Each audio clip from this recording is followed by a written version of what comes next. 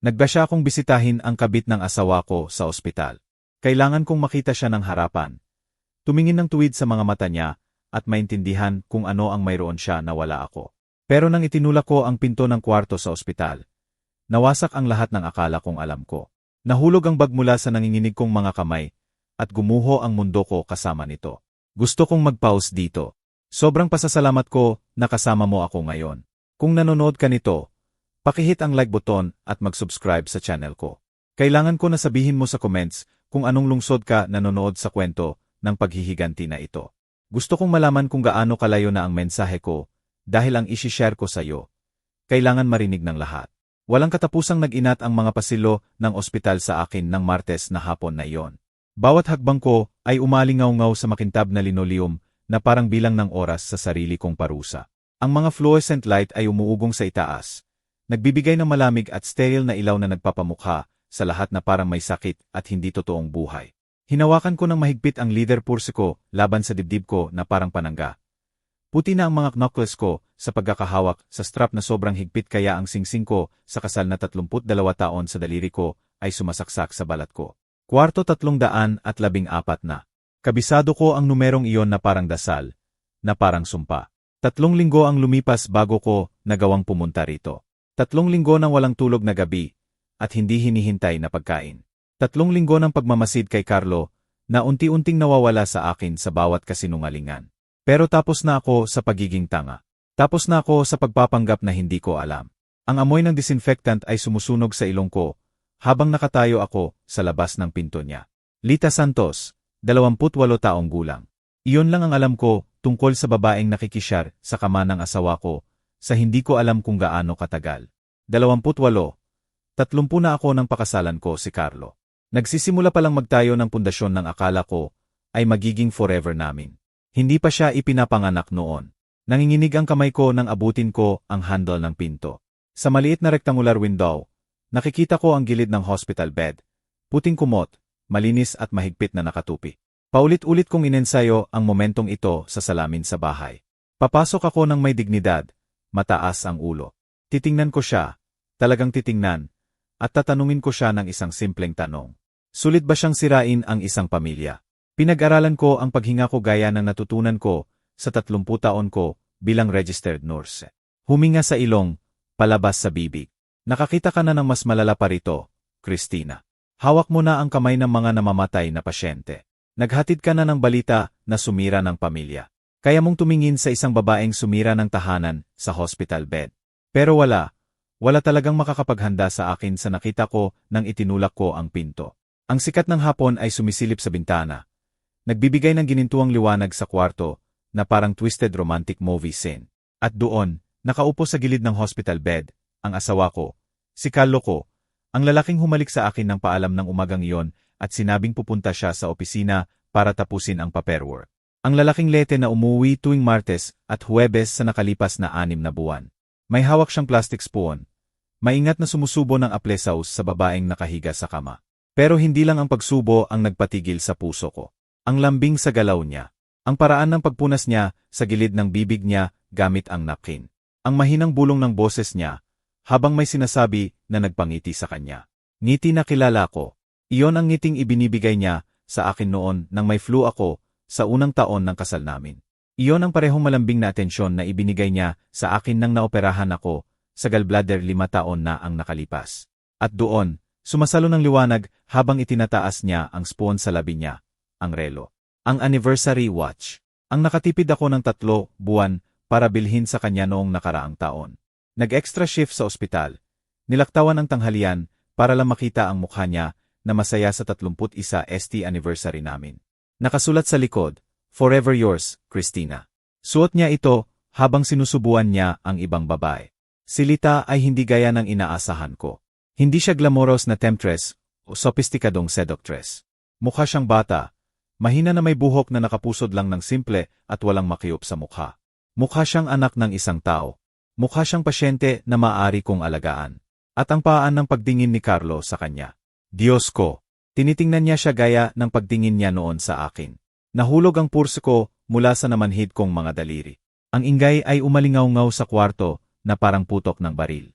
Ang wallet ko, susi, reading glasses. Lahat ay nagsikala sa sahig ng ospital sa symphony ng pagtataksil. Biglang napalingon si Carlo sa pinto. Natigil ang spoon sa kalahati papunta sa bibig ni Lita. Nagdagpo ang mga mata niya sa akin sa stale na kwarto. At nakita ko ang 32 taon ng kasal na namatay sa isang tibok ng puso. Bumuka ang bibig niya. Sumara. Bumuka ulit na parang isda na hinahanap ang hangin. Christina ako. Pero nakatalikod na ako. Hinahanap ang door frame sa likod ko. Hindi ako makahinga. Sinisikip ako ng amoy ng antiseptic. Masyadong maliwanag ang fluorescent lights. Sobrang lakas ng tibok ng puso ko sa tainga ko. Hindi dapat ganito. Dapat ako ang may kontrol. Dapat siya ang kaharapin ko. Hindi siya. Hindi ganito. Hindi makita siyang alagaan siya gaya ng pag-aalaga niya noon sa akin. Tumakbo ako. Sumisipol ang nursing shoes ko sa linoleum habang tumatakbo ako sa walang katapusang pasilyo. Dumaan sa nurse station kung saan makikilala ako ng mga kasamahan ko. Dumaan sa mga bisita na may hawak na bulaklak at balon. Dumaan sa lahat ng normal na tao na normal ang buhay habang sumasabog ang akin sa kwarto 314 na. Hindi ako tumigil sa pagtakbo hanggang makarating sa kotse ko sa parking garage. Doon ko lang pinayagan ang sarili kong magkolapse. Hinawakan ang steering wheel habang lumalabas ang higbi mula sa dibdib ko na parang mga patalim. 32 taon. 32 taon ng pagluluto ng paborito niyang ulam, pagblansa ng damit niya, pagsuporta sa pangarap niya, pagpalaki sa mga anak niya, pagdatayo ng tahanan niya. 32 taon. At sinusubuan niya ng aplesaus ang babaeng bata pa para maging anak namin. Pero habang nakaupo ako sa madilim na parking garage, may nagbago sa loob ko. Tumigil ang luha. Tumigil ang pagyanig at sa unang pagkakataon sa mga buwan. Nagiging malinaw ang isip ko. Pumunta ako sa ospital para tingnan sa mata ang kabit ng asawa ko. Pero ang nakita ko sa kwartong iyon ay nagbago ng lahat dahil napagtanto ko na hindi lang ito tungkol sa affair. Ito ay tungkol sa lalaking makakaupo sa tabi ng hospital bed ng ibang babae at alagaan siya gamit ang mga kamay na nangako na ingatan lang ako. Ito ay tungkol sa pagtataksil na sobrang lalim. Sobrang kumpleto na kailangan ng higit sa luha kailangan ng estratehiya. At swerte ko, natutunan ko kung ano talaga ang kalaban ko. Pero hayaan mo akong ibalik ka sa simula, dahil kailangan mong maintindihan kung ano ang nasira sa kwartong iyon sa ospital. Kailangan mong malaman kung ano ang hitsura ng 32 taon ng debosyon kapag gumuho sa isang sandali. Nakilala ko si Carlo ng 28 anyos ako. Bagong graduate sa nursing at nagtatrabaho ng night shift sa Makati Medical Center. 26 siya, first-year law student na may butas sa sapatos at pangarap na mas malaki kaysa sa walang laman na wallet niya. Madalas siyang pumunta sa hospital cafeteria ng 2 oras na madaling araw. Nag-inurse ng isang tasang kape sa loob ng 3 oras habang nag-aral sa ilalim ng fluorescent lights. Akala ko noon homeless siya. Mahirap lang, sabi niya sa akin ng unang gabi. Lumapit ako sa kanya na may extra sandwich mula sa dinner break ko. Pero hindi na magtatagal. Pinaniwalaan ko siya. Higit pa roon, nag-invest ako sa kanya. Habang ang ibang babae sa edad ko ay nakikipagdate sa mga lalaking may established career at matatag na sahod, ako ay nahulog sa potential. Nagtatrabaho ako ng 60 oras na linggo bilang nurse habang inililibing ni Carlo ang sarili sa law books at hindi ko iniinda. Nang hindi sapat ang student loans niya para sa tuition at renta, nag-extra shift ako. Nang kailangan niya ng suite para sa interviews, namili ako sa clearance racks at natutong magtahi ng sarili. Nang sobrang stressed siya para magluto o maglinis o matandaan ang kumain, naging lahat ako sa kanya. Nagtatayo tayo ng future natin. Sabi ko sa sarili ko sa mga nakakapagod na double shift. Sumakit ang paa ko sa hindi komportableng nursing shoes. Magaspang ang kamay ko sa paulit-ulit na paghuhugas. May saysay ang sakripisyong ito. Sa loob ng 3 taon, nabuhay ako sa 4 na oras na tulog at instant noodles para makapag-focus si Carlo sa pagiging lawyer na pangarap niya. Nakita ko siyang magraduate na summa cum laude mula sa parehong hospital cafeteria kung saan kami nagkakilala. Tumulo ang luha ko habang lumalakad siya sa stage. Hinanap niya ako sa crowd pagkatapos. Binuhat ako at pinaikot at bumulong sa tainga ko. Nagawa natin, Bobby. Talagang nagawa natin. Nagbakasal kami 2 buwan pagkatapos. Ang mga unang taon ng career niya ay payat pero puno ng pag-asa. Nakatira kami sa maliit na apartment na manipis ang dingding at pinto ng banyo na hindi maisara ng maayos. Pero nagtatayo kami ng isang bagay ng magkasama. Nagpatuloy ako sa night shift para gising ako pag-uwi niya para makakain kami ng magkasama at makapag-usap tungkol sa araw namin. Nagtatrabaho siya sa maliit na firm noon. Tinatanggap ang anumang kese na ibibigay sa kanya. Natututo at nangangarap ng partnership. Isang araw magkakaroon tayo ng bahay. Pangako niya sa akin habang nakahiga kami sa second-hand bed namin. Nakikinig sa away ng kapitbahay sa manipis na dingding. Tunay na bahay na may hardin para sa iyo at opisina para sa akin. Pupunuin natin ng mga anak at tawa at lahat ng hindi natin naranasan noong lumalaki. Pinaniwalaan ko ang bawat salita. Nang maging partner si Carlo, 8 taon pagkatapos, may bahay na kami, magandang bahay na may 4 na kwarto at ang hardin na ipinangako niya. May mga anak na rin kami. Si Marco, ipinanganak ng stable na si Carlo sa career niya. At si Jasmine, na dumating 2 taon pagkatapos ng akala namin kumpleto na ang pamilya namin. Lumipat ako sa day shift para makauwi ako sa gabi kasama sila. Tumutulong sa homework at nagluluto ng family dinner at ginagawa ang buhay na pinangarap namin pareho. Iyon ang golden years. Umuwi si Carlo mula sa opisina at ikinukwento sa akin ang cases niya habang kumakain. Habang nagkukwentuhan si Marco at Jasmine tungkol sa school at kaibigan at weekend plans. Nagbakasyon kami bilang pamilya sa Boracay at sa beach. Nagpicture para sa Christmas card na may matching sweater. Nag-host ng barbecue sa backyard. Akala ko nagawa na namin. Akala ko buhay na patunay kami na ang pag-ibig at sipag ay makakapagtayo ng matibay. Pero lumalaki ang mga anak. Nagbabago ang pangarap. At apparently nagbabago rin ang mga taong kasama mo sa pagtatayo ng buhay. Nag-graduate si Marco sa college 3 taon na ang nakalipas at lumipat sa Cebu para sa engineering job niya. Natapos ni Jasmine ang master's degree niya noong nakaang spring at kumuha ng trabaho sa Davao. Biglang naging maluwag at tahimik ang 4 na kwarto naming bahay. Ang dinner table na dating maingay sa usapan ay 2 na lang ang nauupo na parang naubusan na ng sasabihin sa isa't isa. Panahon na natin ngayon. Sabi ko kay Carlo sa unang linggo pagkatapos lumipat ni Jasmine. Makakapag-travel tayo, makakapag-hobby na magkasama. Maalala kung ano noon bago magkaanak. Pero sa halip na lumapit, lalo kaming lumayo. Nagsimula sa maliliit na bagay. Nagsimulang late umuwi si Carlo. Sinasabing kailangan ng extra attention ng bagong clients. Binago niya ang password ng phone niya. Bagay na hindi niya ginawa sa 28 taon ng kasal. Nagsimulang bumili ng mahal na cologne. Iba ang pag-ayos ng drying hair niya. Nagsusuot ng shirt na hindi ko nakita noon. Nang purihin ko ang bagong look niya, tinabig niya ang comments ko na parang nakakahiya. Sinusubukan ko lang maging updated. Sabi niya ng mumble, iniwasan ang mata ko. Naging routine ang late nights. 3 gabi sa isang linggo naging 4, tapos 5. Umuwi siya pagkatapos na ako matulog, dumudulas sa ilalim ng kumot, amoy bagong cologne, at bumubulong na kumain na siya sa opisina. Sa umaga, wala na siya bago ako magising. Nag-iwan lang ng coffee mug sa lababo at mabilis na sulat tungkol sa isa pang letede. Naging funksyonal ang usapan namin. Kailangan putulin ang damo. Tumawag ang nanay mo. Huwag mo akong hintayin ngayon. Gumagalaw kami sa isa't isa na parang magalang na strangers na magkapareho ng space. At nang subukan kong kausapin, inakusahan niya ako ng clingy. Hindi na tayo 20 pa, Christina. Sabi niya isang gabi nang imungkahi kong kumain sa labas gaya noon. Hindi na natin kailangang magdikit palagi. Pero hindi ako humihingi na magdikit palagi. Humihingi ako na maramdaman na asawa niya ako sa halip na housekeeper. Ang huling babala ay 6 na buwan na ang nakalipas. Nagsorpresa ako sa opisina niya na may lunch mula sa paborito niyang deli. Bagay na regular kong ginagawa noon nang maliit pa ang mga anak. Ang sekretary niya, si GNG Reyes, mukhang nalilito nang magpakilala ako. GNG Cruz. Pero napatigil siya, namula ang mukha. Asawa ka ni Carlo. Siyempre, nasa meeting siya ngayon. Sa window ng opisina niya, nakita ko siyang nakikipag-phone mag-isa. Tumatawa sa sinasabi ng nasa kabilang linya. Iyon ang uri ng tawa na hindi ko narinig mula sa kanya sa mga buwan. Tunay, masaya, lubos na absorbed. Nang makita niya akong nakatayo roon na may bag ng pagkain, mukha siyang nahuli sa mali. Christina, ano ang ginagawa mo rito? Hindi ano ang nice surprise o salamat sa lunch.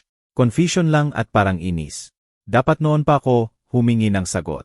Dapat noon pa ako humarap sa lumalaking distansya. Sa lihim na phone calls.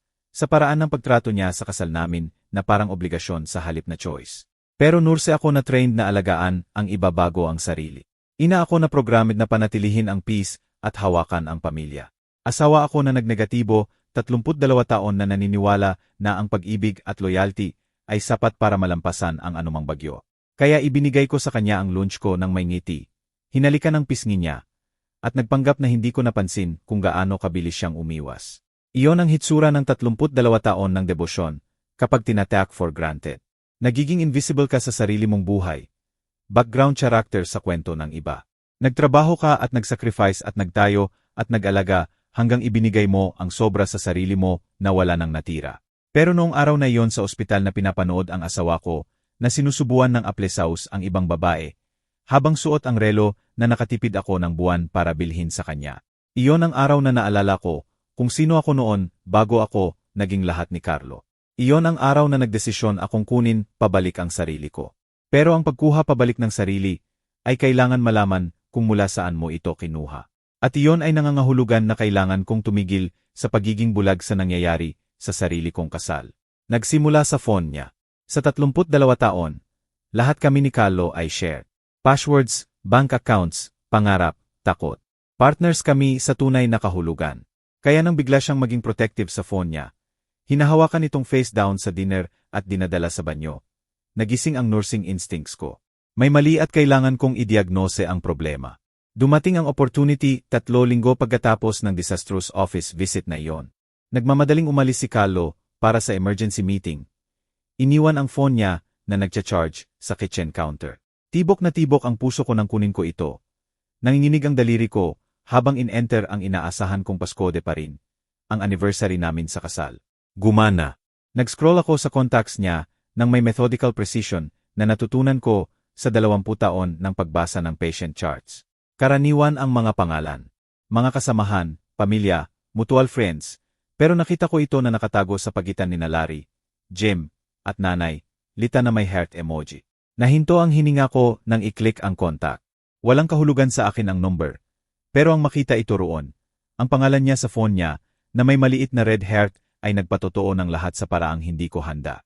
Hindi ito paranoia o middle-aged insecurity. Ito ay confirmation. Mabilis kong kabisado ang number at ibinalik ang phone ng eksakto kung saan ko ito kinuha. Nanginginig ng sobra ang kamay ko na halos mahulog ko ito 2 beses. Nang bumalik si Carlo 1 oras pagkatapos, nagtitiklop ako ng labada sa living room. Nagpapanggap na magandang asawa na walang hinala. Kumusta ang meeting mo? Tanong ko nang hindi tumitingin mula sa shirt niya. Okay lang, okay lang. Kakaiba ang boses niya. Strain. Client emergency. Alam mo naman. Pero nagsisimula na akong maghinala na hindi ko na alam kung ano pa ang totoo. Kinabukasan, habang nasa trabaho si Carlo, ginawa ko ang bagay na hindi ko akalaing gagawin ko sa 32 taon ng kasal. Tiningnan ko ang mga gamit niya.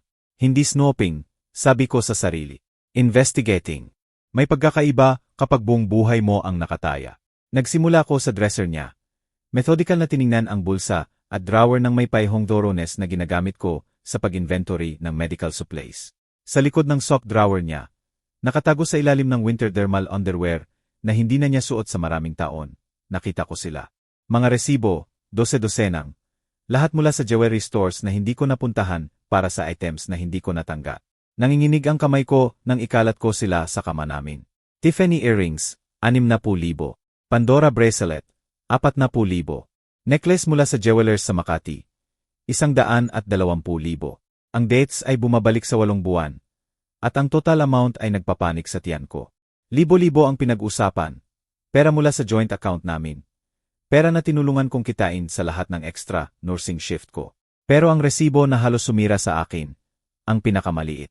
Simpleng gold chain mula sa boutique sa downtown na binili 2 linggo lang ang nakalipas. Nakasulat sa likod sa sulat kamay ni Carlo ang note, para kay Lita hanggang maging okay ka na. Love always, C. Love always. Nakaupo ako sa kama namin, ang kama kung saan kami nagmakilove, nagpalaki ng anak, nagbulungan ng pangarap, at may namatay sa dibdib ko. Hindi lang ito physical betrayal. Ito ay emotional intimacy, financial deception, at bagay na mukhang tunay na pag-ibig.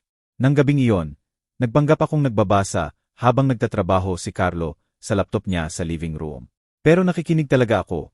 Training ang nurse's ear ko na mahuli ang bawat salita, bawat inflection, bawat pause sa conversations niya. Bandang 10 oras, tumunog ang phone niya, at narinig ko siyang sumagot sa boses na hindi ko narinig na ginamit niya sa akin sa maraming taon. Malambot, concerned, infinitely tender. Hey, beautiful. Kumusta ang pakiramdam mo ngayon? Hinawakan ko ng mahigpit ang libro ko na nagkunot ang pages. Alam ko. Sana makasama kita roon. Pero malapit nang matapos ang visiting hours. At kailangan mo ng pahinga. Visiting hours. Naging Eastwater ang dugo ko. Sabi ng doktor, hindi, normal iyan pagkatapos ng naranasan mo. Magiging okay ka. Pangako ko. Bukas umaga pa lang nandito na ako. Narinig ko siyang gumagalaw. Marahil pasing gaya ng ginagawa niya kapag worried siya sa mahalaga. Lita, pakinggan mo ako. Makakalusot ka rito. Makakalusot tayo. Hindi ako aalis.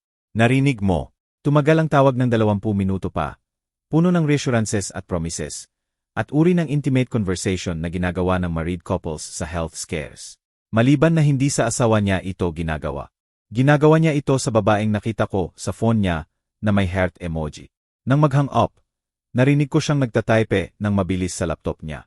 Lumusot ako sa tuktok ng hagdan at nakikinig habang tumawag siya ulit.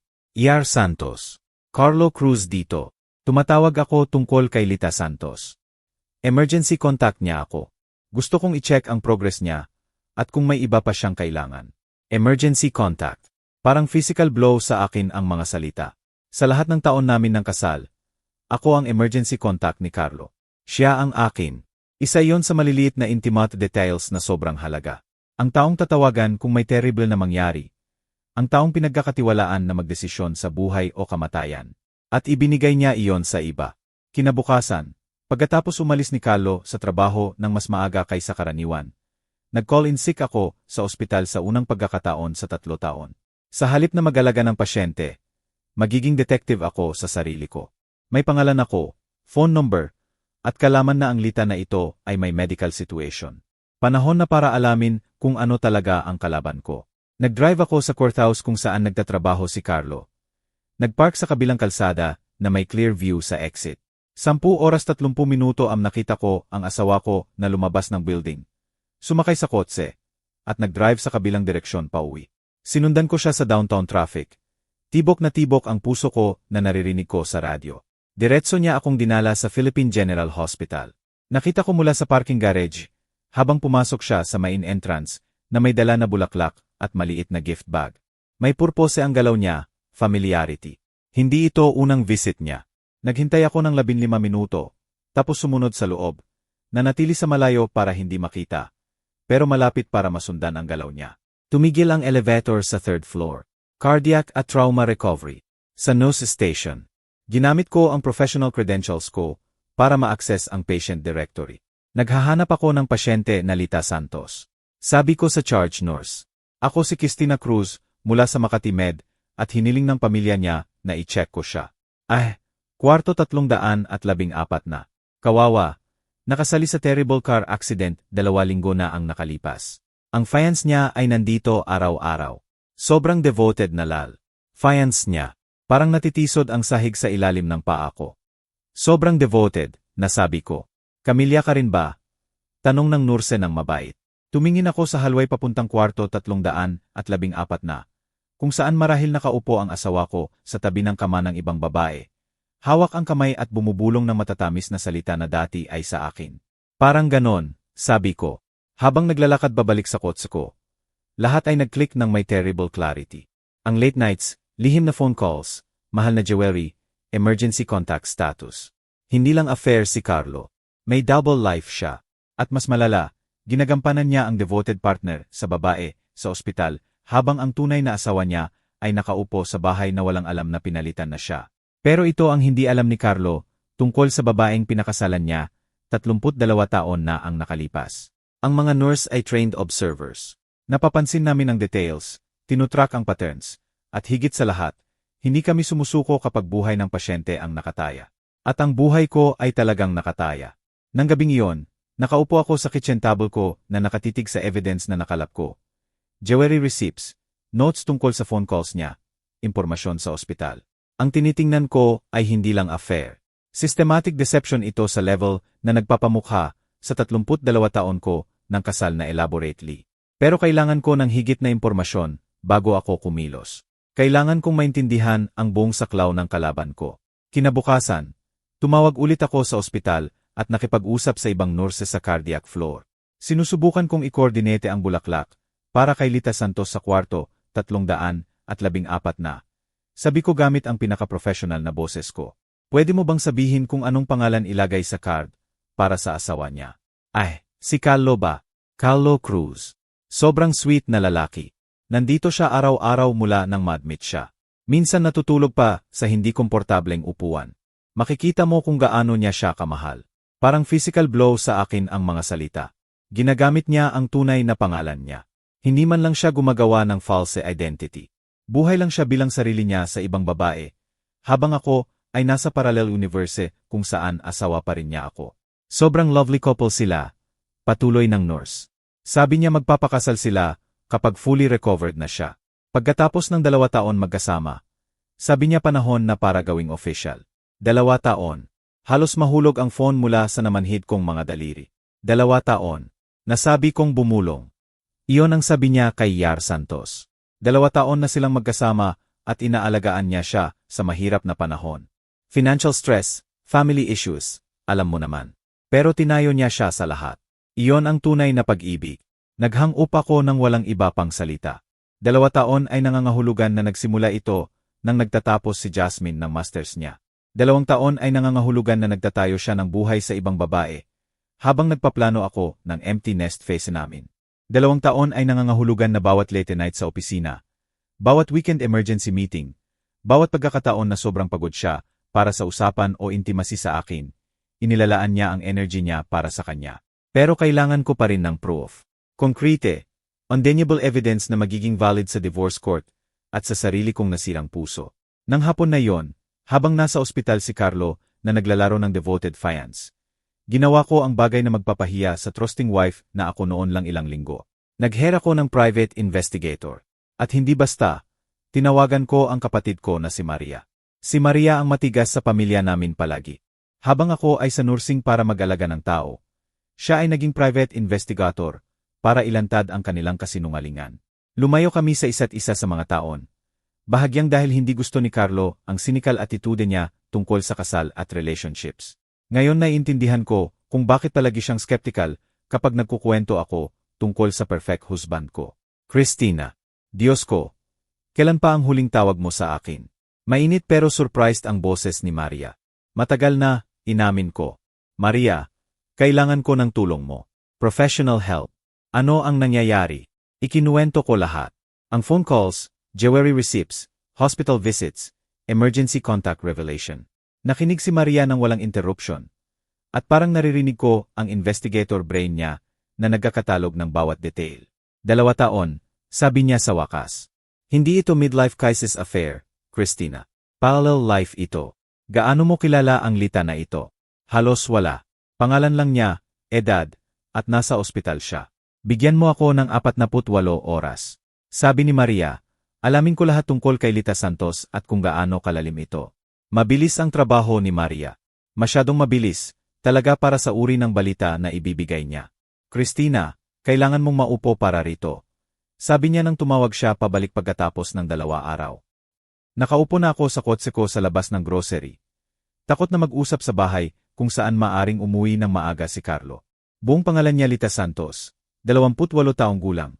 Nagtatrabaho bilang customer service rep sa call center sa downtown. Pero ito ang masasakit, sis. Nakita ko ang apartment lease. Naging isang dugo ko. Anong uri ng lease? 2-bedroom apartment sa Quezon City. Pareho ang pangalan nila sa lease. Carlo Cruz at Lita Santos. Nagsimula ang lease 23 buwan na ang nakalipas. At ang renta ay 30,000 sa isang buwan. Binabayaran niya ito mula sa account na natrace ko pabalik sa joint savings ninyo. Parang successive punches sa akin ang numbers. 23 buwan. 30,000 bawat buwan. Higit 600,000 ang pera namin. Pera na tinulungan kong kitain. Pera na akala ko para sa retirement namin. Future security namin. May higit pa, malumanay na patuloy ni Maria. Nakipag-usap ako sa mga kapitbahay. Kilala nila siya bilang boyfriend ni Lita. Tapos fiance. Nandito siya karaniwan sa weekends, minsan sa weekdays. Nakita nila siyang nagdadala ng groceries, tumutulong sa household repairs, gumaganap na, well, parang live-in partner. So, nag-maintain siya ng 2 household, 2 buhay. Kakaiba at holo ang boses ko sa sarili kong tainga. Mas malala pa, Christina. Ang car accident. Kinuha ko ang police report. Umaalis siya sa apartment niya nang mangyari ito. At guess what? Ang emergency room intake form ay nagsasabi na engaged siya kay Carlo Cruz. Siya mismo ang nag-file ng paperwork na iyon. Nakaupo ako sa parking lot ng grocery na pinapanood ang normal na tao, na normal ang buhay, at nararamdaman ang buong reality ko na gumuho sa paligid ko. Hindi lang betrayal ito. Systematic replacement ito. Habang ako ay buhay bilang asawa niya, nagtatayo siya ng hiwalay na existence kung saan wala ako. Ano ang iniisip mo? Malumanay na tanong ni Maria. Iniisip ko, sabi ko ng dahan-dahan. Nasa 32 taon naglalaro ako ayon sa rules na ako lang ang sumusunod. Ano ang gusto mong gawin? Nakabitin ang tanong sa pagitan namin. Ano ang gusto ko? Direktang harapin siya. Humingi ng explanation para sa hindi maipapaliwanag. Mamalimos na piliin ako kaysa sa 28 taong gulang na babaeng naglalaro ng house sa asawa ko sa 2 taon. Gagawin yon ng dating Christina. Mag-iyak at mamalimos ang dating Christina at subukang manalo pabalik ng lalaking nagdesisyon na hindi na ako worth ang manatiling faithful. Pero nakaupo sa parking lot na may hawak na evidence ng pinakamasakit na betrayal na may imagine ko. Napagtanto ko ang mahalaga. Hindi ko siya gusto pabalik. Gusto ko ng justice. Gusto kong ilantad siya.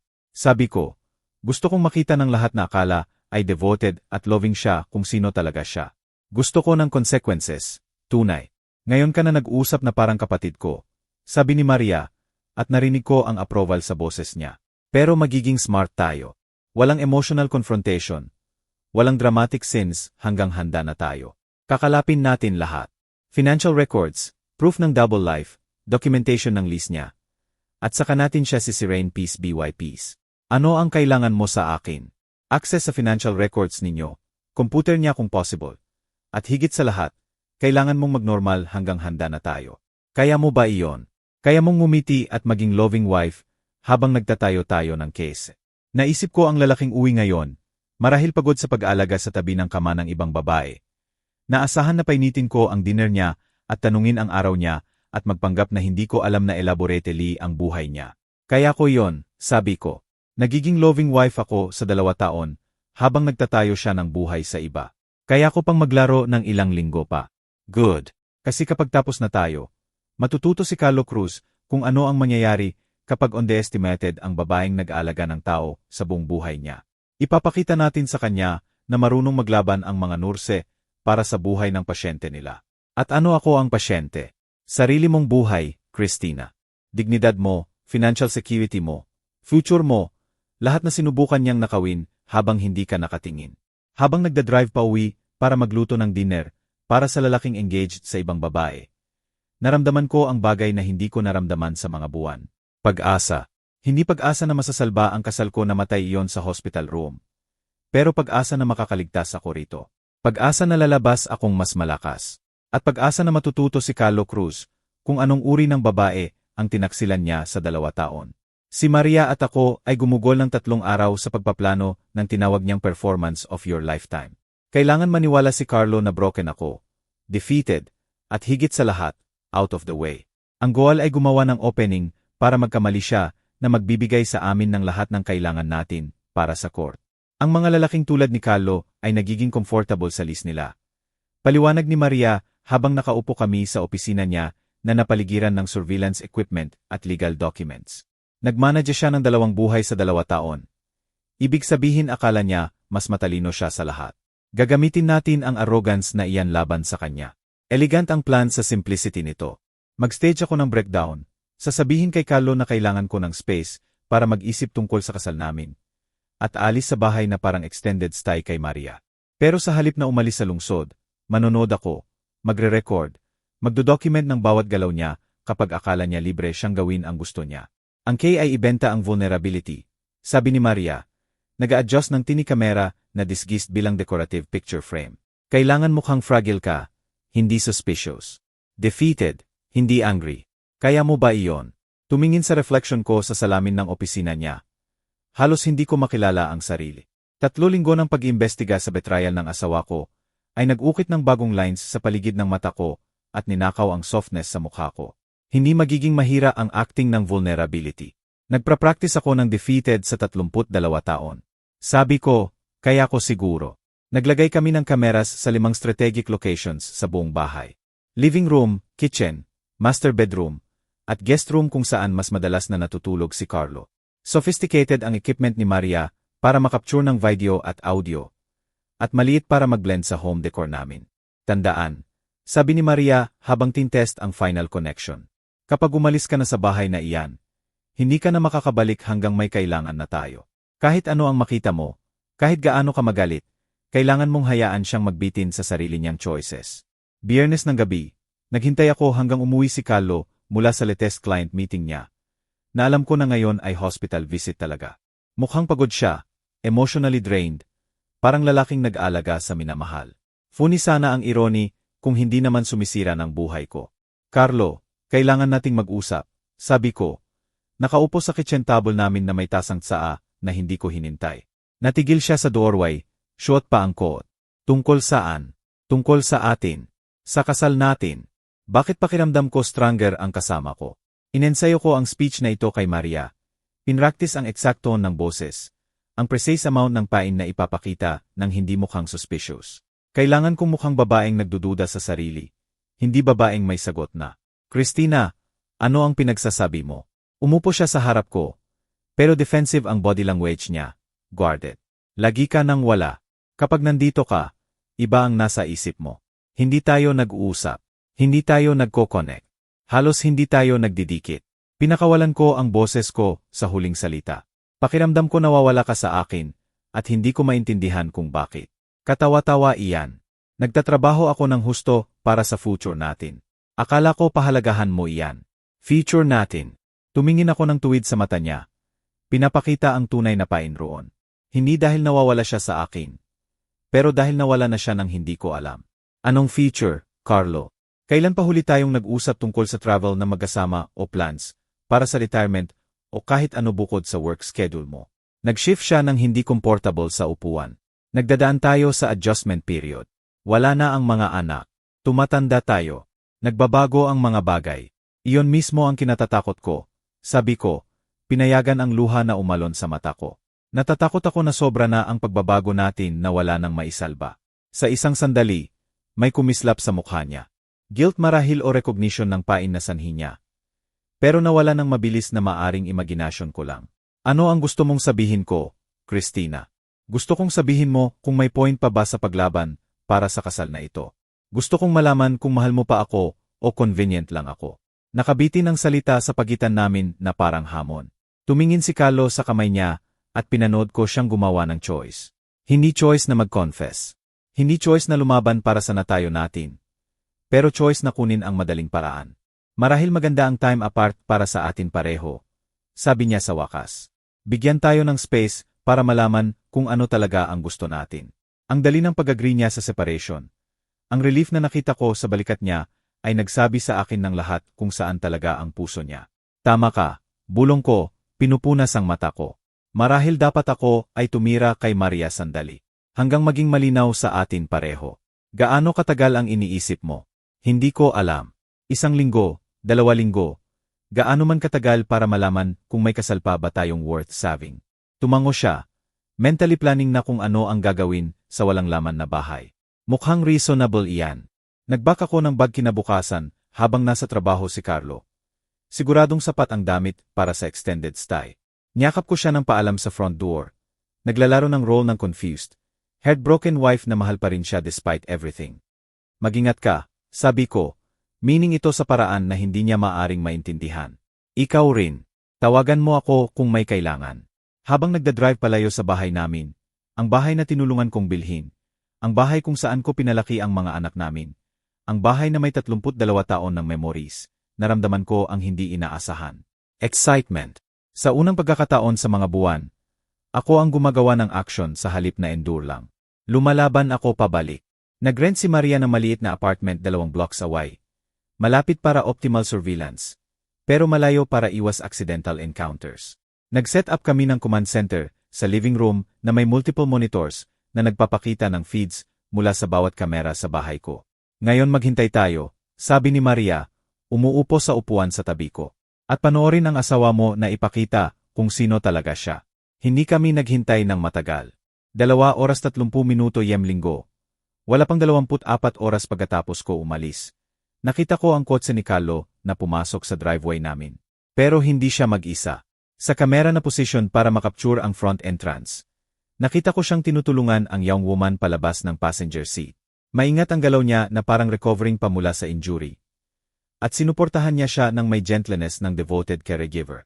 Si Lita Santos ay nakikita na ang bahay namin. Deep breaths, sabi ni Maria. Pinapanood ang kamay ko na nag-clench sa fist. Tandaan, kailangan niyang magkamali. The bigger the better. Pinanood ko ang asawa ko na tinutulungan ang ibang babae sa front steps ng bahay namin. Pinanood ko siyang buksan ang pinto at gabayan siya papasok na parang bagong bahay niya. Pinanood ko siyang bigyan siya ng tour ng bahay na ako ang nagdekorete. Ipinakita ang photos ng mga anak namin, family vacations namin, buhay namin. Pero ang moment na sumira ng fundamental sa dibdib ko ay nang mag-activate ang bedroom camera. Pinanood ko si Carlo na gabayan si Lita sa master bedroom namin. Ang kwarto kung saan kami nag-make love, kung saan umiyak ako sa infertility struggles, kung saan bumulong kami ng pangarap at takot at promises. Pinanood ko siyang tulungan siyang maupo sa side ko ng kama. Pinanood ko siyang magdala ng tubig at gamot. Pinanood ko siyang halikan ang noo niya at sabihing makakapag-rest siya hanggang kailangan. Ginagawa niyang comfortable siya. Sabi ko, hollow ang boses ko sa disbelief. Ginagawa niyang malaking mistake. Correct ni Maria. Adultery isang bagay sa divorce court. Pero ang pagdadala ng kabit sa marital home, habang ang asawa ay supposedly taking space para mag-isip. Abandonment iyan. Intentional infliction of emotional distress iyan. Evidence iyan ng lalaking mentally divorced na sa kasal niya. Sa monitor, pinanood ko si Carlo na maglagay ng blankets kay Lita ng may paihong care na ibinigay niya sa akin noon sa recovery ko mula sa surgery. Pinanood ko siyang haplusin ang buhok niya at bumulong ng nagpangiti sa kanya. Pinanood ko ang asawa ko na tratuhin ang ibang babae na parang asawa niya sa kama kung saan nangako siyang iwasan ang iba. Gaano katagal natin hayaan ito? Tanong ko. Tumingin si Maria sa monitors sa evidence na nag-accumulate in real time sa lalaking nagbibigay sa amin ng lahat ng kailangan para sirain siya sa court. Hanggat kailangan, sabi niya, gift niya ito sa atin, Christina. Nagdo-document siya ng sarili niyang betrayal. Kailangan lang nating hayaan siyang magsalita at magsalita nga siya.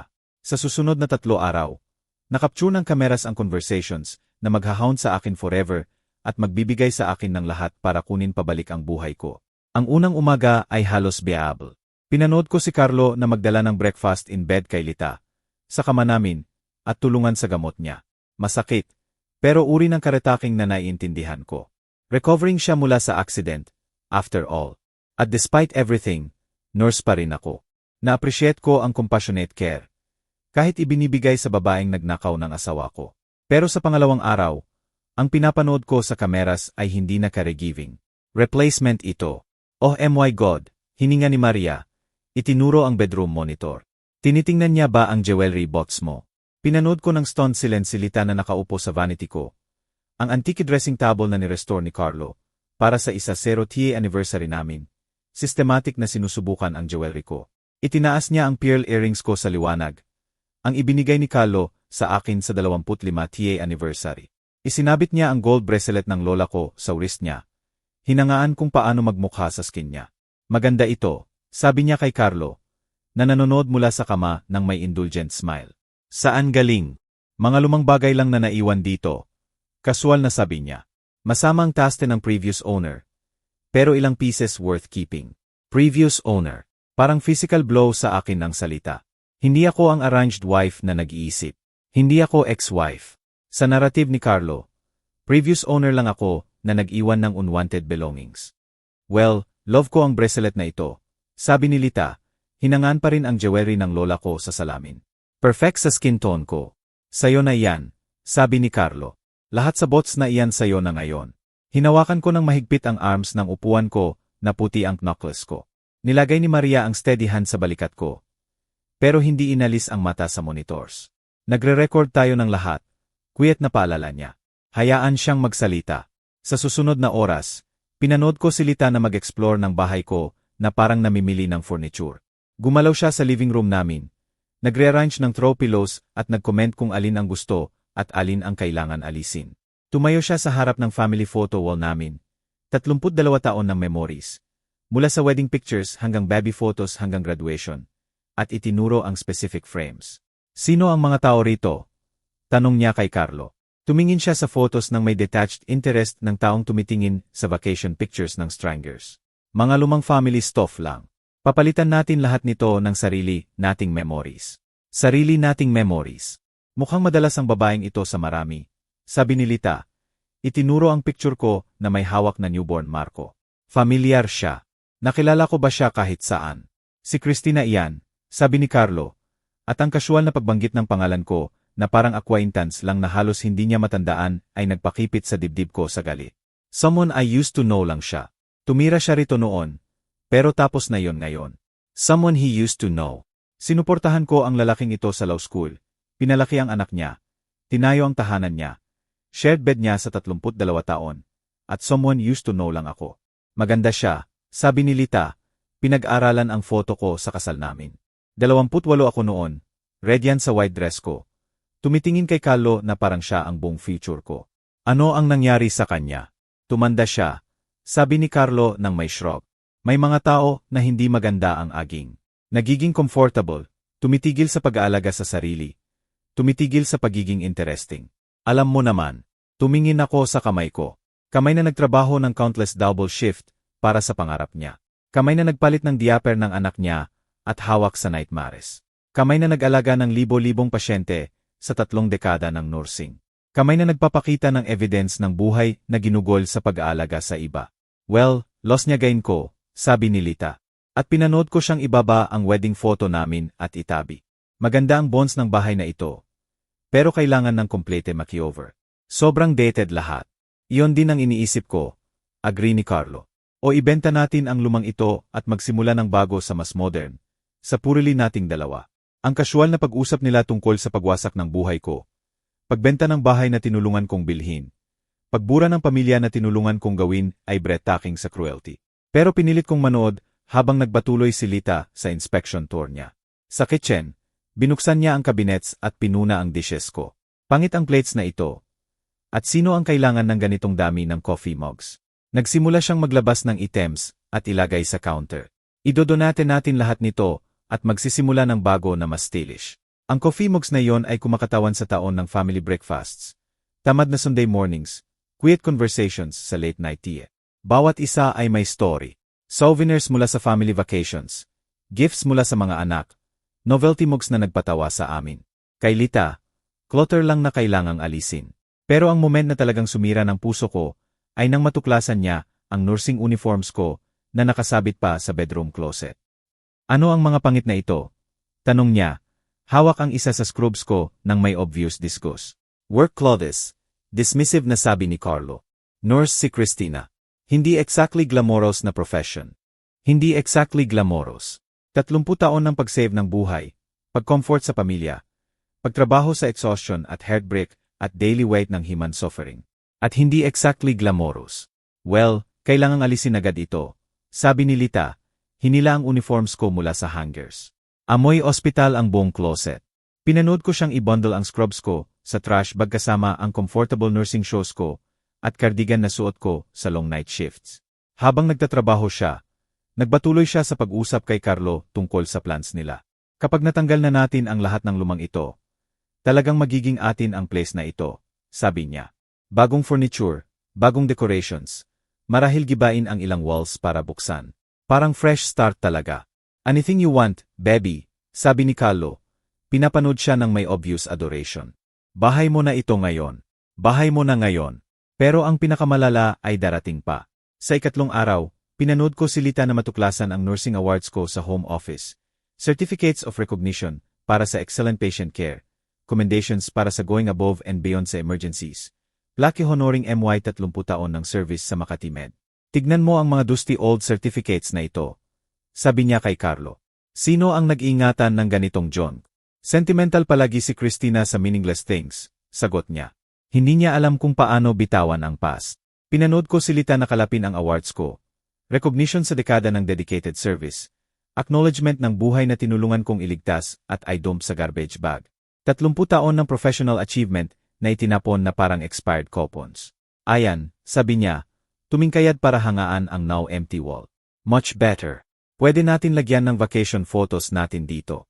Vacation photos natin mula sa trips na apparently kinuha nila habang akala ko lete sa trabaho ang asawa ko.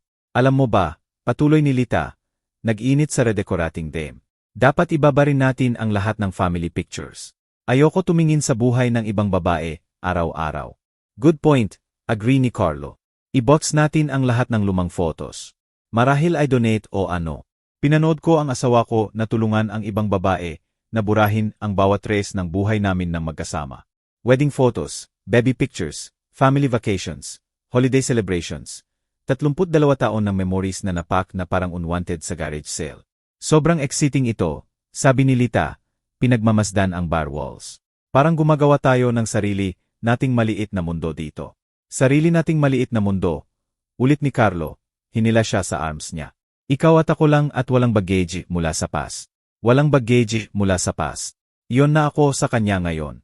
Hindi asawa, hindi ina ng anak niya, hindi partner niya sa 3 dekada. Baggage lang mula sa past na itatapon ng efficient gaya ng nursing awards at family photos ko. Hindi ko na kaya panoorin ito, sabi ko, tumayo mula sa monitoring station. Kaya mo pa, firm na sabi ni Maria. Kasi sa 3 araw, nakapag-record tayo ng sapat na evidence para kunin siya sa lahat ng worth niya. Adultery, abandonment, intentional infliction of emotional distress at financial fraud. Ibinigay niya sa atin ang divorce case na magiging history sa legal. Tama siya. Kahit masakit panoorin, sinisira ni Carlo ang sarili niya sa bawat casual cruelty, bawat dismissive comment, bawat desisyon na tratuhin ang kasal namin na parang hindi kailanman mahalaga. Ano ang next? Tanong ko. Ngumiti si Maria at hindi ito nice smile. Next, palalahanan natin ang asawa niya na ang babaeng tinatabig niya bilang someone used to know ay magiging someone na hindi niya makakalimutan. Pero bago kami maglano ng confrontation, insisted si Maria na kailangan nating maintindihan lahat tungkol sa hospitalization ni Lita. May hindi match, sabi niya, nagre-review ng notes niya. Hindi usually nagre-resulta ang car accidents sa psychiatric evaluations at suspicious ang timeline. Naging emergency contact niya si Carlo exactly 2 linggo bago ang accident. Ano ang iniisip mo? Iniisip ko kailangan natin ang full medical records. At swerte natin, may access ka sa hospital databases na wala ang karamihan. Tama siya.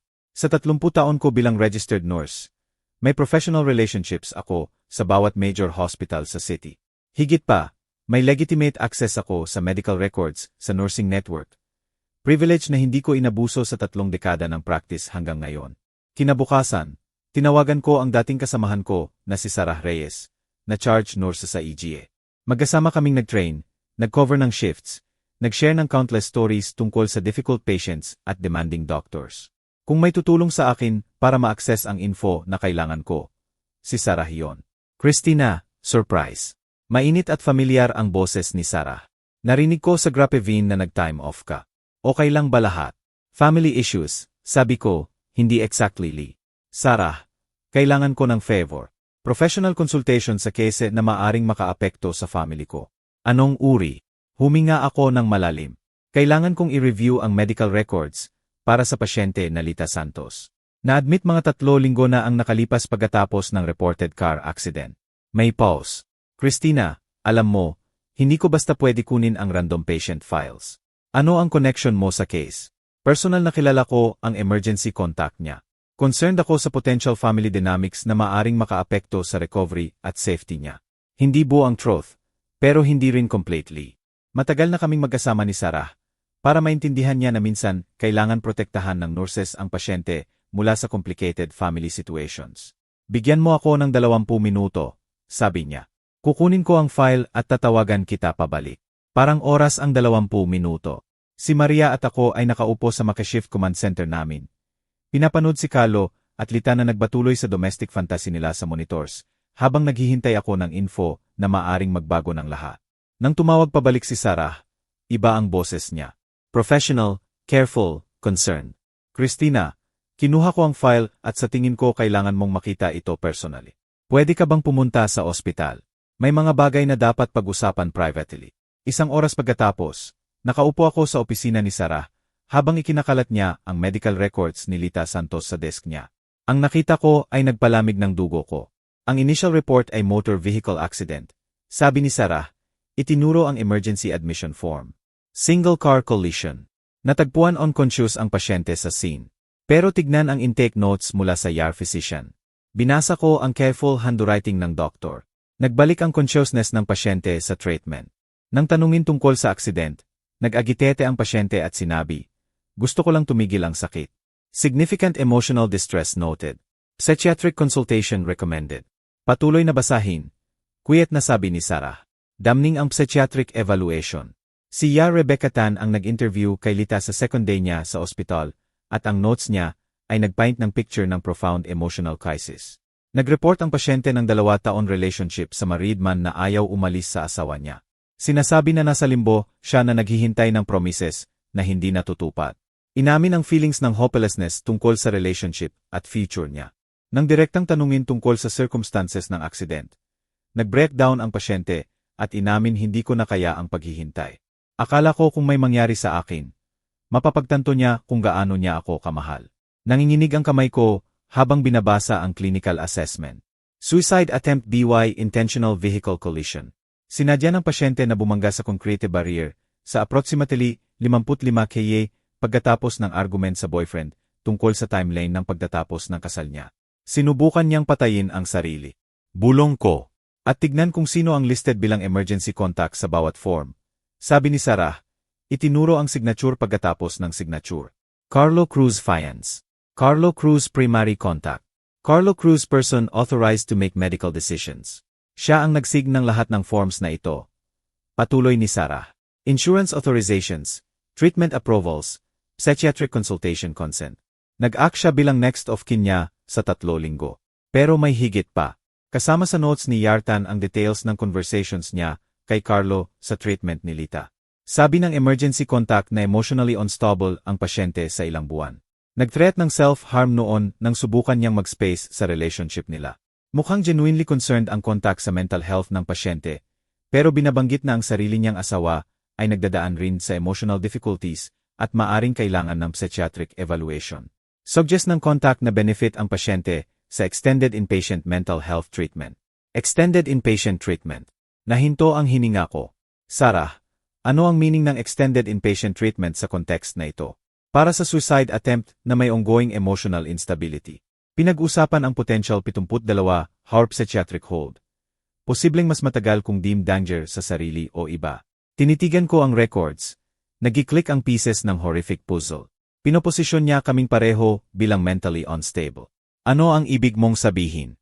Sinabi niya sa psychiatric team na ang asawa niya ako ay nagdadaan sa emotional difficulties at maaring kailangan ng evaluation. Nagsiset up siya ng narrative kung saan paihong unstable psychologically ang babae sa buhay niya. Namutla ang mukha ni Sarah nang maintindihan ang implications. Christina, kung planong i-declare kang mentally incompetent, makokontrol niya lahat. Ang bahay, savings, divorce proceedings. Maaari niyang i-claim na sobrang unstable ako para gumawa ng rational decisions tungkol sa kasal. Nagbuzz ang phone ko ng text mula kay Maria. Nakuha ang financial records. Kailangan mong makita agad ito. Nagkasalamat ako kay Sarah at nagmamadaling bumalik sa surveillance apartment namin kung saan spreadsheets ang nakalatag ni Maria sa bawat surface. Tignan mo ito, sabi niya. Itinuro ang bank statements mula sa joint savings account namin. 3 major withdrawals sa nakalipas na buwan. Lahat para sa medical expenses na hindi covered ng insurance. Naglurch ang tiyan ko sa numbers. 800,000 para sa psychiatric consultation at extended care evaluation. 50,000 para sa private room upgrade at specialized nursing. 600,000 para sa listed bilang experimental therapy consultation. Nagbabayad siya para sa private psychiatric treatment, sabi ni Maria. Pero ito ang interesting part. Tignan kung ano ang diniscuss niya sa billing department. Ibinigay niya sa akin ang transcript na nakukuha niya ng conversation ni Carlo sa Hospital Financial Services. Nag-inquire si MR Cruz tungkol sa payment plans para sa extended psychiatric care para sa 2 pasyente. Binasa ni Maria. Specifically tanong niya tungkol sa procedures kapag family members ang gumagawa ng financial decisions para sa relatives na hindi mentally competent sa sariling affairs. 2 pasyente planong i-declare niyang mentally incompetent kaming pareho. Sabi ko nang maging malinaw ang full scope ng manipulation niya. Silita dahil sa suicide attempt niya, At ako, dahil sa supposed emotional difficulties sa separation namin.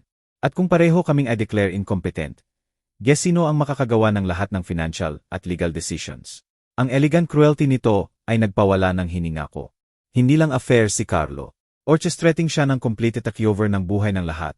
Positioning ang sarili bilang rational. Responsible man na napaligiran ng unstable woman na kailangan ng protection at control niya. Pero nagkamali siya ng isang critical. Sabi ni Maria, kinakalap ang medical records at financial documents. Nag-document siya ng lahat. Bawat signature bilang fiance ni Lita. Bawat payment mula sa joint account ninyo. Bawat conversation tungkol sa mental competency. Evidence lahat ng fraud. Anong uri ng fraud? Financial fraud, insurance fraud, at potentially conspiracy to commit guardianship fraud. Ginagamit niya ang pera mo para bayaran ang medical care ng ibang babae habang nagtatayo ng case para i-declare kang incompetent. Hindi lang adultery iyan, Christina. Criminal iyan. Tiningnan ko ang monitors na nagpapakita kay Carlo at Lita sa bahay namin. Nagpaplano ng future nila habang nag-scam siyang sirain ang buhay naming pareho para sa convenience niya.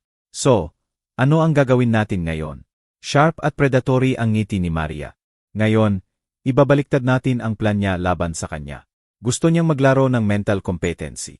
Ipakita natin sa kanya kung ano ang hitsura ng truly strategic mind kapag lumalaban para sa survival. Paano natin gagawin niyon? Ibibigay natin sa kanya exactly ang plan niya.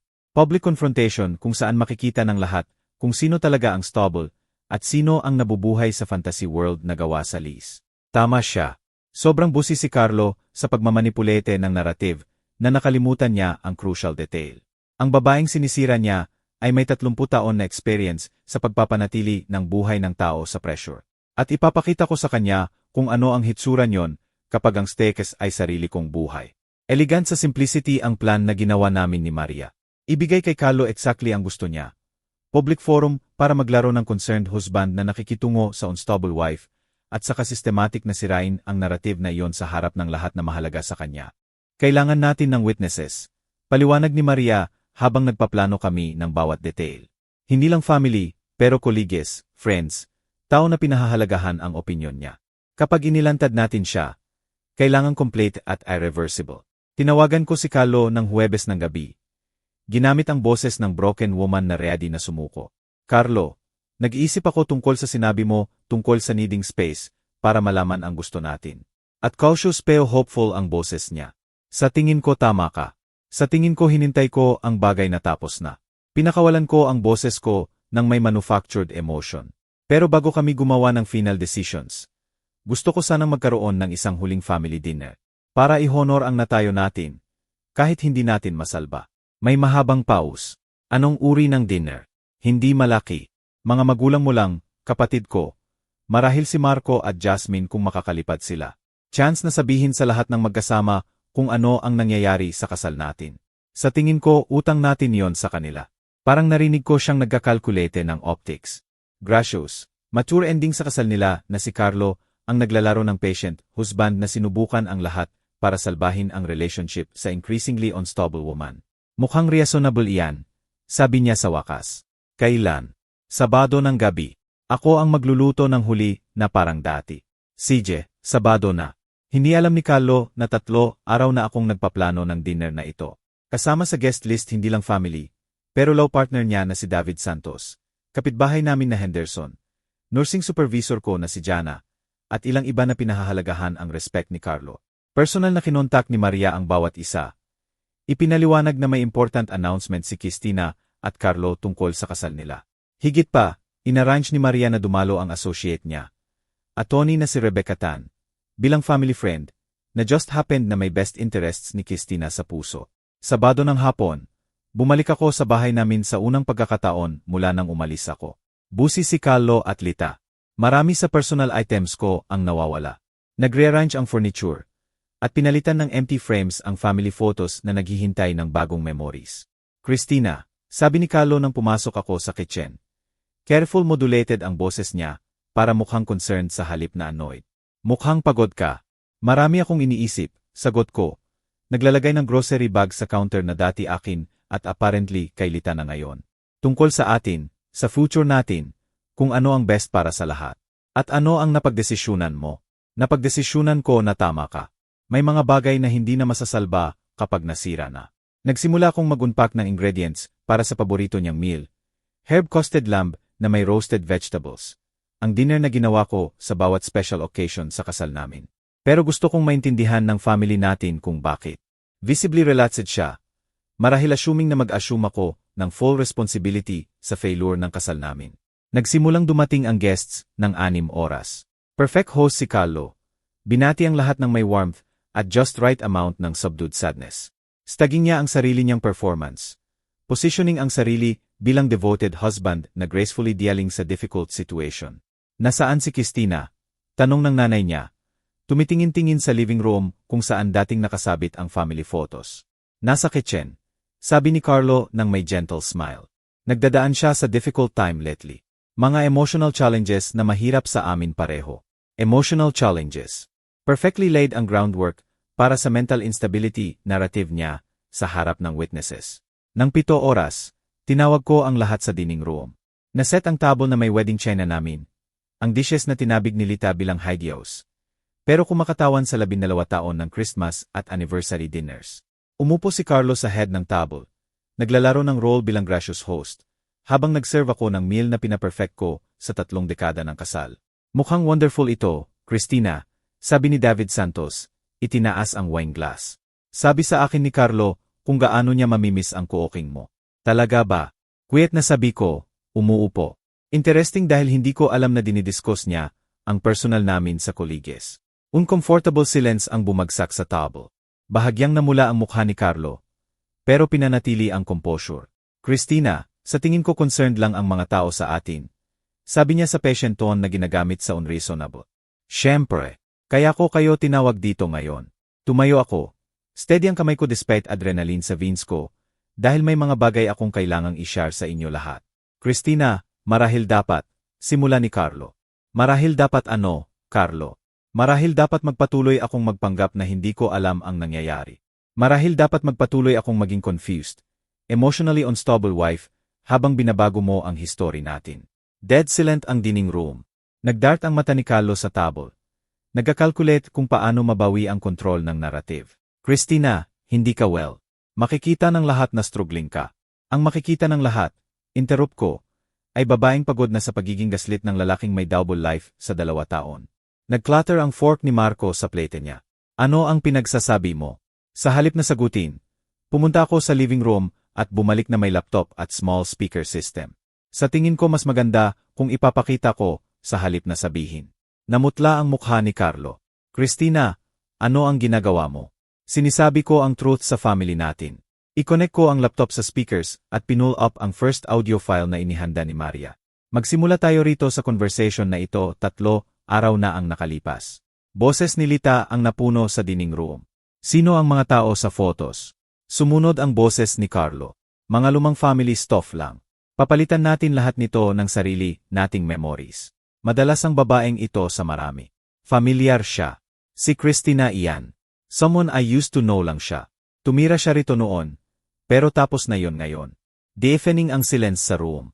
Pinanood ko ang mukha ng nanay ni Carlo, na crumple nang marinig ang anak niyang itaboy ang asawa niya ng 32 taon bilang someone used to know. Christina, saan mo nakuha ito? Demand ni Carlo. Finally cocking ang composure niya.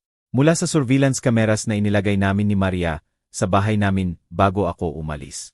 I-gesture ko ang pinto kung saan papasok lang ni Maria at Rebecca Tan. Parehong kameras na nag-record sa iyo na nagdadala ng ibang babae sa marriage bed namin. Nag-speak ka sa akin. Nagdo-document ako ng criminal behavior. Sabi ni Maria, lumapit na may thick folder. Financial fraud, insurance fraud, at conspiracy to commit guardianship fraud. Ikinakalat niya ang bank statements sa table sa tabi ng dinner plates at wine glasses. Ginagamit ni Carlo ang joint marital funds para bayaran ang medical expenses ng girlfriend niya habang nagtatayo ng case para i-declare mentally incompetent si Christina. Humiling si David Santos. Engaged ang lawyer instincts niya. Anong uri ng medical expenses? Psychiatric treatment pagkatapos ng suicide attempt. Sabi ni Rebecca Tan. Naglabas ng hospital records. Nag-act si MR Cruz bilang emergency contact at medical decision maker para kay MS Lita Santos habang nagtitreatment siya sa sinadyang pagbangga ng quotes. Audible ang gaspis sa table. Itinulak ng tatay ni Carlo ang upuan pabalik.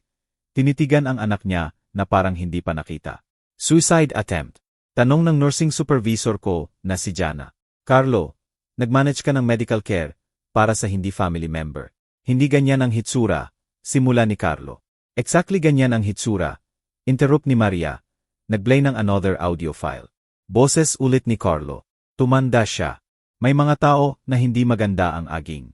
Nagiging comfortable. Tumitigil sa pag-aalaga sa sarili. Tumitigil sa pagiging interesting. Gumawa ng choking sound ang biyenan kong babae. Pero hindi yon ang pinakamalala. Sabi ko, steady at clear ang boses ko. Ang pinakamalala ay sinasabi niya sa medical professionals na mentally unstable rin ako at maaring kailangan ng psychiatric evaluation. Pinoposisyon niya kaming pareho bilang incompetent para makontrol niya ang finances at legal decisions namin. Nilagay ni Rebecca Tan ang legal document sa harap ni Carlo. Ito ang divorce papers na filed na. Citing adultery, financial fraud, at intentional infliction of emotional distress si Christina.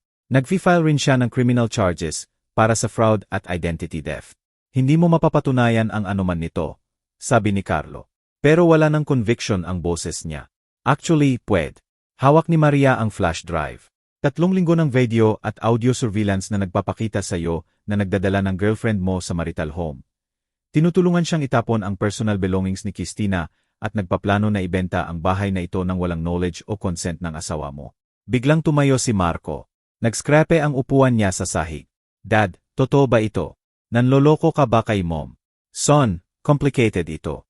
Hindi complicated, sabi ni Jasmine. Tumutulo ang luha sa mukha niya. Betrayal ito. Sumabog ang room sa voices. Family members na humihingi ng explanation. David Santos na nagtatanong ng legal questions. Kapitbahay na nagpapahayag ng shock at disgust. Sa gitna nito lahat, nakaupo si Carlo na frozen. Pinapanood ang carefully constructed narrative niya na gumuho sa paligid niya. May isa pang bagay, sabi ko, at tahimik ulit ang room. Kasama sa divorce settlement ang full custody ng bahay na ito, half ng all assets, kasama ang law practice niya, at spousal support based sa 32 taon ng kasal. Kasama sa criminal charges ang restitution, para sa lahat ng marital funds na ginamit sa medical care ng girlfriend niya. Ibinigay ni Rebecca Tan ang another set ng papers sa kanya. Sinserve ka rin ng restraining order na prohibiting contact kay Christina maliban sa legal counsel. Habang binabasa ni Carlo ang documents, cycling ang mukha niya sa shock, anger, at finally resignation, naramdaman ko ang bagay na hindi ko naramdaman sa taon. Complete control sa sarili kong buhay. Masara ang dinner, by the way, sabi ko, kinakalap ang purse ko at naglalakad papuntang pinto. Ito ang huling meal na iluluto ko para sa'yo. At sa ganon, lumakad ako palabas ng bahay kung saan gumugol ako ng 32 taon na tinatak for granted.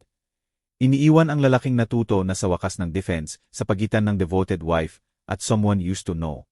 5 buwan pagkatapos, nakaupo ako sa bagong apartment ko. Bright at airy space na overlooking ang city. Furnished ng items na pinili ko para sa sarili ko. Binabasa ang final court documents na officially nagtatapos ng kasal ko at nagsisimula ng bagong buhay ko. Swift at devastating ang legal consequences kay Carlo. Mabilis na gumalaw ang State Bar Association nang i-present ni Rebecca Tan ang evidence ng fraudulent behavior niya. Using client trust account procedures para manipulate medical at financial documents. Lying tungkol sa marital status niya sa legal forms at attempting to defraud insurance companies. Hindi lang personal ethical lapses ito. Violations na tumatama sa heart ng legal practice. Permanently disbarred si Carlo Cruz. Sabi sa akin ni Maya sa coffee sa favorite new cave ko. Wala na ang law license niya, dissolved ang partnership niya, at utang niya sa'yo, 9 milyon sa restitution para sa marital funds na fraudulently used. Hindi ang pera ang pinakamahalaga. Kahit tumulong ito sa starting over sa 55. Ang mahalaga ay ang ability niyang magmanipulete ng legal systems. Ang tool na ginamit niya para subukang kontrolin kami ni Lita ay permanently nawala. Ano ang nangyari sa bahay? Tanong ko. Naibenta ayon sa divorce decree. Half mo ng proceeds plus alimony settlement ay nangangahulugan na hindi mo na kailangang magtrabaho kung ayaw mo. Pero gusto kong magtrabaho. Sa 3 dekada ng nursing, ang pag-alaga ng pasyente ay hindi lang profession ko. Ito ako. Ang defense ngayon ay babalik ako bilang Christina Cruz.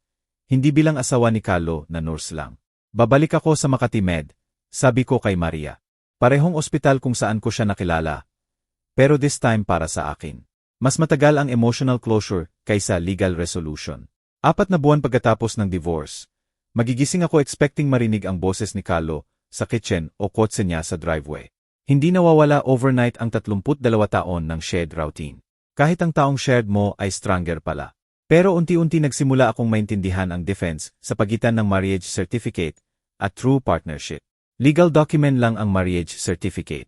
Pwede itong pirmahan ng tao na nagsisinungaling, nagmamanipulete, nangangako na hindi nila planong tuparin.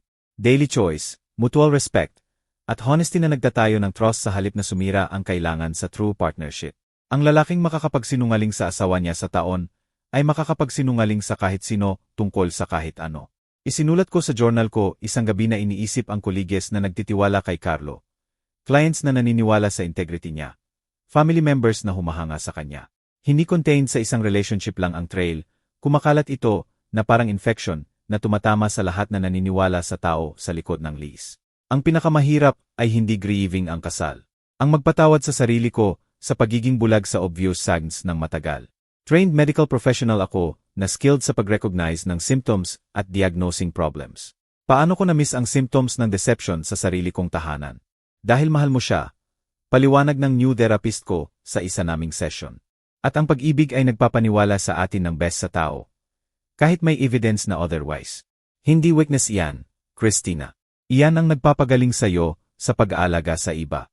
Matagal at practice ang pagtitiwala ulit sa instincts ko. Pero dahan-dahan nagsimula akong makilala ang difference sa pagitan ng intuition at paranoia. Healthy skepticism at learned helplessness. Tungkol kay Lita, pinili kong tingnan siya bilang another victim sa halip na villain sa story ko. Sa mutual acquaintances sa ospital, nalaman kong pumasok siya sa intensive therapy para i-address ang emotional instability na nag-lead sa suicide attempt niya. Walang influence at promises ni Carlo. Finally nakukuha niya ang help na kailangan niya para magtayo ng buhay based sa reality sa halip na fantasy. Nagpapadala siya ng apologies sa therapist niya. Sabi sa akin ni Maria isang hapon. Apparently, wala siyang ideya na hindi mo alam ang relationship. Sabi sa kanya ni Carlo na separated na kayo at formality lang ang divorce. Kahit sa affair niya, nagsisinungaling si Carlo sa lahat. Sana makahanap siya ng peace, sabi ko ng may minuto. Bata pa siya para magtayo ng tunay sa somyon na actually available. Maliit pero significant ang simula ng bagong beginning ko. Lumipat ako sa apartment na kaya ko sa nursing salary ko lang. Bumili ako ng furniture na reflect ng taste ko. Hindi compromise sa preferences niya at akin. Sumali ako sa book club, nagbainting class, at nagsimulang maghiking sa weekends sa group ng women na naging friends sa halip na obligations. Higit sa lahat, natuto akong mabuhay para sa sarili ko sa halip na half ng couple na hindi kailanman united gaya ng akala ko. Nag-open ang nursing supervisor position sa Makati Med, 8 buwan pagkatapos finalized ang divorce ko. Sa unang pagkakataon sa career ko, nag-apply ako ng promotion based solely sa qualifications ko. Hindi kung ano ang convenient sa schedule ng asawa ko. Sa'yo ang job, sabi sa akin ni Jana sa interview. Deserve mo ito. Nakatayo sa parehong ospital kung saan ko nakilala si Carlo, 33 taon na ang nakalipas. Shoot ang scrubs na walang itatapon bilang awful. Naramdaman ko ang bagay na hindi ko naramdaman sa taon. Pride sa sarili kong accomplishments. Nang gabing iyon, tinawagan ko si Marco at Jasmine para i-share ang news tungkol sa promotion ko.